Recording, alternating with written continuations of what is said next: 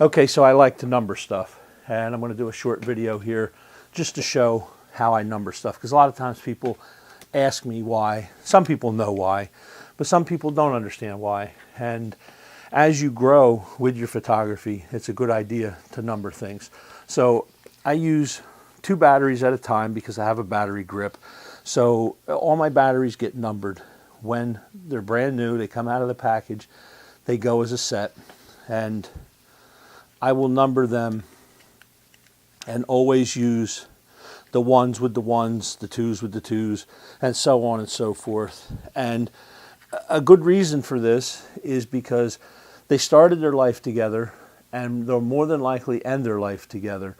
As the batteries grow old, they don't hold charges as well, and just things can happen to them. And in the case of these batteries, you know, they have an X. They have been dropped, this one especially, several times, and as you can see, the case is starting to bust open. It's a common problem with these batteries if they're dropped and banged around, even this one. So on the number 2s, there's no problem with them. They're nice and tight. The number 3s are in the camera recording the video right now. So I number my batteries. I like to number my cases.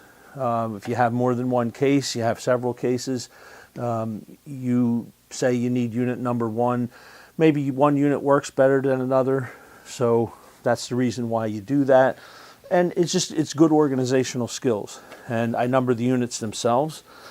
And I put the number in several places so that at any angle, however it's set up, we can know what number that one is. I even number the case on the end of it there. So I number softbox cases. I carry my softbox, and in this case a quick stick. Inside it's a 43-inch orb, so we know what it is at an easy glance, but we also know what unit it is. I have several of these, and actually what's good is some of these are newer and some are older. And the newer Westcotts have fiberglass frames to the soft boxes, and the older ones have the metal frames, which can kink and bend easy. So if I'm going to be in a rough and tumble situation, I might know that I want to have the fiberglass rods. And I know that number 1 is not a fiberglass rod. Number 2 or 3 has the fiberglass rods. So they come out of the number 1 case, it goes back in the number 1 case. That's its house, where it lives and where it travels. I do the same thing for speed lights. We have several speed lights.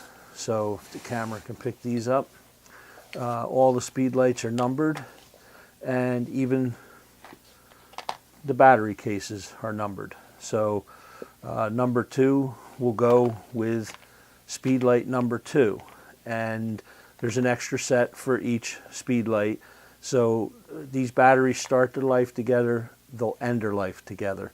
I don't number the individual batteries themselves, but I do keep track that these are 2s. If they get switched and put in the wrong case, it's not a big deal, but they'll always all be together, those 4 batteries. So when they start not holding a charge, or if you just potentially have a bad unit, so to speak, you can identify it and not keep using it over and over and get it out of your workflow and set it off to the side. If you don't number stuff, they all look the same. How are you going to know, is that the good one or is that the bad one? And then you play a guessing game. So I just like to number even the speed lights themselves. These are just cheap Chinese flash, but I number the speed light on the top of it. I number it on the side of it by the battery door. So even looking at it from afar, a quick glance, you know what number speed light you have. So good organizational skills, keeps track of your stuff, and hopefully cuts down on wasting time knowing, is this the good one or is this the bad one?